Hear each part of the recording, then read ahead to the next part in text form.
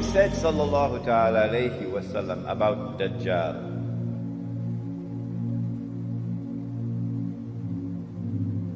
that he would ride on a donkey, and the donkey would travel as fast as the clouds, and the donkey would have his ears stretched out wide.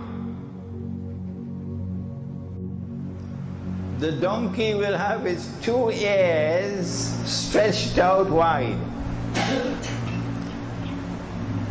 A flying donkey with its ears stretched out wide? Now I think our artists over here tonight are going to have a field day with this symbolism.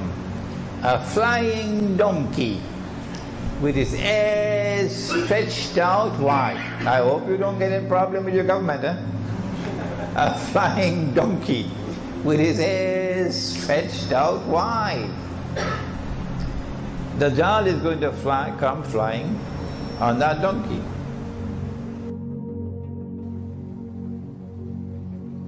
My opinion, which I hope you will share with me, is that that donkey is already here in the world.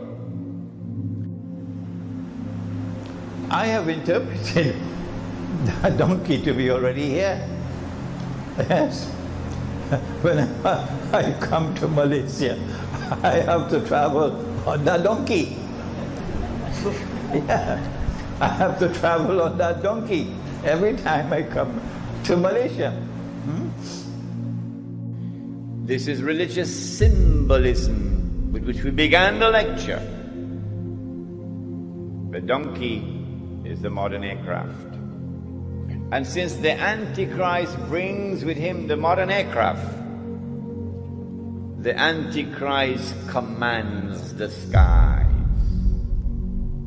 You cannot compete with him or rival him in power in the skies above. And so Dajjal controls the sky, because the flying donkey is not just a passenger aircraft. The flying donkey is also the fighter aircraft. He said that the Antichrist will step into the ocean and the water will reach him up to his knee. You designed a picture already?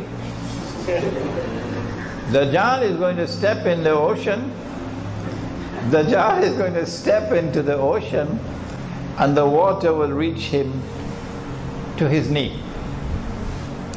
Protestant Islam, of course, is going to wait for a man who is tall enough, so when he steps into the water, you will see the water reaching him up to his knee in the ocean. Again, I want to suggest to you that we are dealing with religious symbolism here. It is not to be understood literally as a donkey. It is not to be understood literally as a man who is a few miles tall. But you and I know that this is symbolism. It represents the technology with which Dajjal is able to go down to the bottom of the ocean. The Antichrist would be jumping about between the heavens and the earth. Jumping about, said the Prophet alayhi salatu wasalam. Again, I want to suggest to you that this is not to be interpreted literally, that we are dealing with religious symbolism.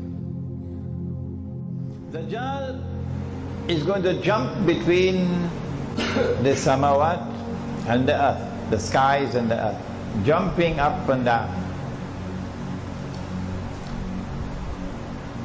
You've got to be a very tall man to do that.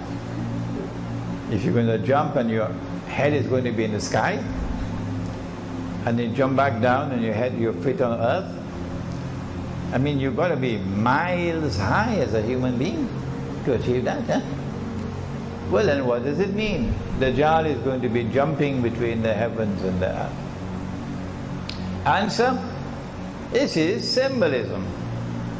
Dajjal will have the technology with which to be able to go up and come down.